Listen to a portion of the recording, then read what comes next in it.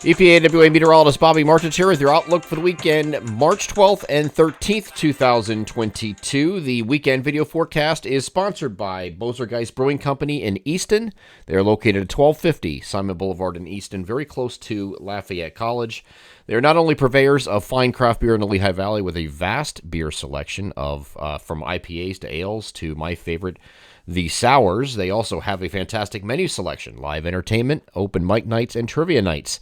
They are Bozer Brewing Company in Easton, proud sponsors of the weekend video forecast. So today we have a winter storm moving into the region.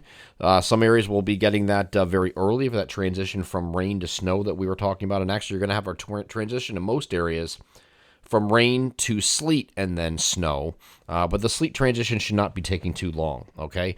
This is a storm we've talked about ad nauseum this week, about the setup, so I'm not really going to go into that so much because this is already going to be occurring for most of you. And we'll see that transition over to snow and then some heavy snow, in fact, once it changes over, because we're going to have some frontal genesis along the transition point and just following it. So what that is an area of rapidly rising motion and lift, and that gets some pretty intense rates that could be on the order of 1 to 2 inches per hour for a time. Just a short time, but you have an opportunity there for that intense lift that gives you some of those heavier rates, at least initially.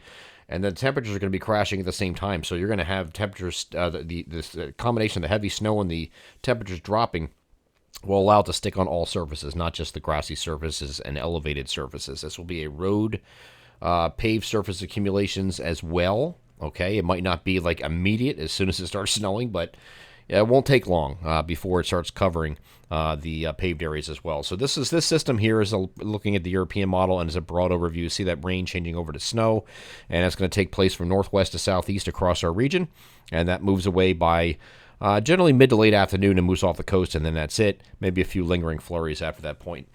But here is the NAM high-res future simulated radar. I'm going to start this off at 7 o'clock in the morning on Saturday, okay? And you can see this transition point right in the middle, and this pinkish in here is the sleet. Green, of course, is rain, green and the yellows. And then back here is the snow, which is in blue, okay? Now watch as I move this forward, and you can follow the timestamp here, by the way, in the upper right-hand corner of the video right here, which will give you the actual time of the video.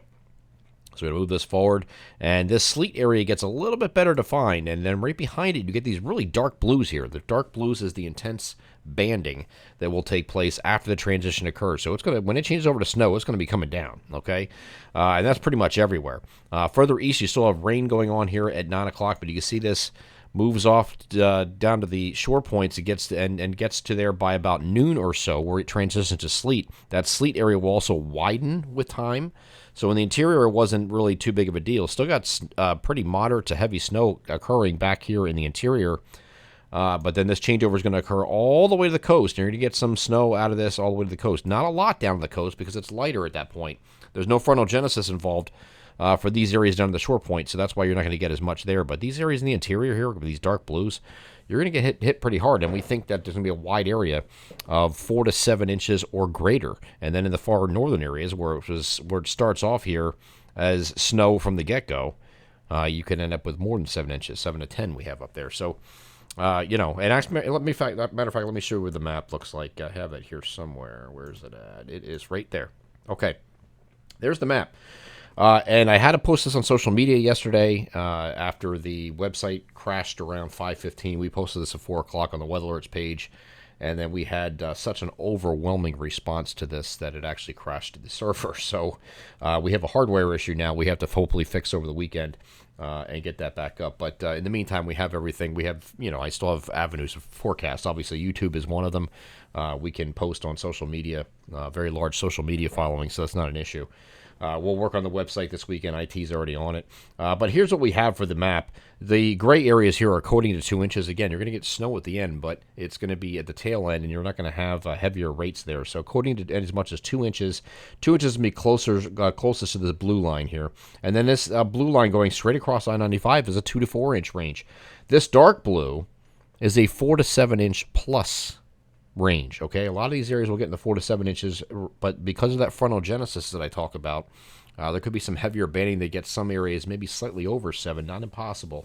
but the majority of this area is 4 to 7, and then up here we have the 7 to 10 inch range. So very confident in this working out, and all the we don't usually we put these final maps out, and then you have some models come in the evening hours after you already posted the final call, and they're kind of giving you a pause. Wow, should I have backed off here or moved this here? Nothing's really showing right now that it is jumping ship from this idea, so I think this is pretty good. Again, there could be some surprises in a few areas, but this should be the last gasp of winter, we think. And then once this is out of here, we're going to have temperatures crashing, and this is going to happen as the snow is changing over. Watch, this starts off here at 5 a.m. I'm going to move this forward. These are the temperatures here that are above freezing in our southeastern area, some upper 30s to low to mid 40s, in fact.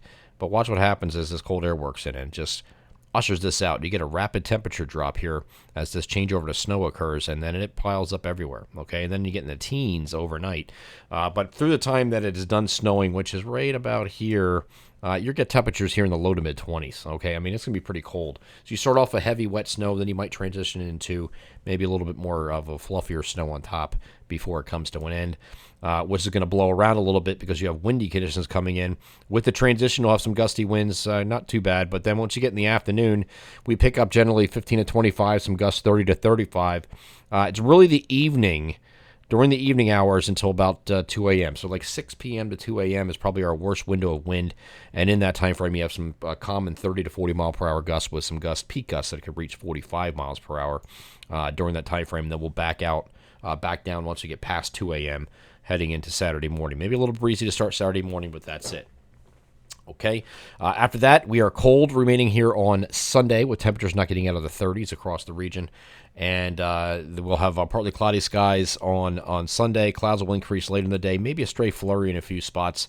This is a warm front moving through the region, and it will get temperatures much milder next week. We'll have temperatures in the 50s on Monday, upper 50s and near 60 on Tuesday. Again, 60, 62-ish here by the time we get to Wednesday. We will have a system off the southeastern U.S. coastline here we have to keep an eye on. This may bring a few showers to the area. It's a little uncertain how that's going to evolve exactly. So we kept lower chances for showers and mostly cloudy skies on Friday, but still in the 60s on Thursday. And then a partly cloudy day in between systems here on Friday is expected, and a warmer day with temperatures making a run at the mid to upper 60s, maybe even 70 in a few spots by the time we get to next Friday.